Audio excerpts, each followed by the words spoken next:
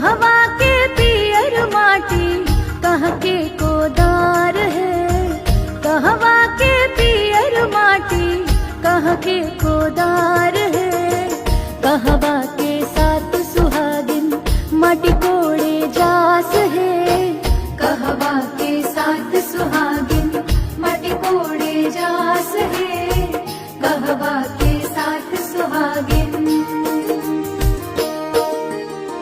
गंगा जी के पियर माटी सोने के कोदार है।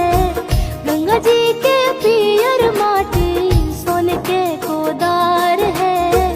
मिथिला के साथ सुहागिन माटी कोड़े जास है। मिथिला के साथ सुहागिन माटी कोड़े जास है। मिथिला के साथ सुहागिन।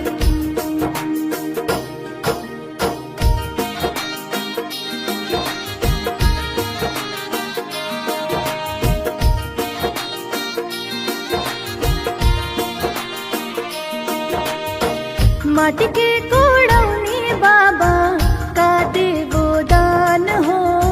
माटी के कोड़ौनी बाबा का देवो दान हो। दान तो हुए बाबा निग जुग व्यवहार हो। दान तो हुए बाबा निग जुग व्यवहार हो। दान तो हुए बाबा। तोहरा के देबो बेटी डाल भारी सोनवा हो। तोहरा के देबो बेटी डाल भारी सोनवा हो।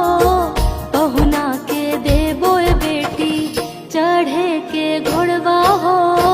पहुना के देबो बेटी चढ़े के घोड़वा हो। पहुना के देबो बेटी।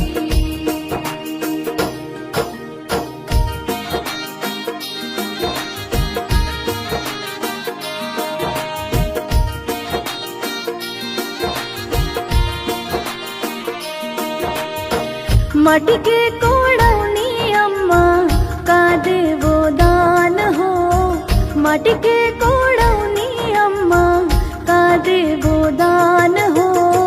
दान तो हुए अम्मा निग जुग व्यवहार हो।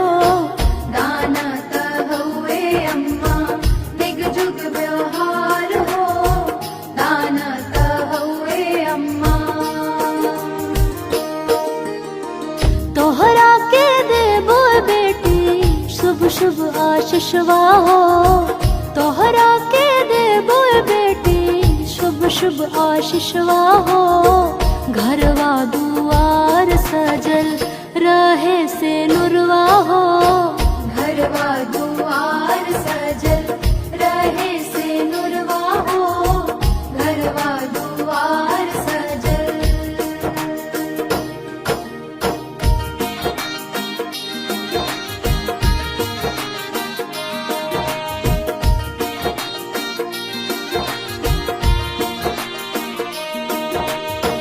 माटी के कोड़ाई भौजी का देवो नेग हो। माटी के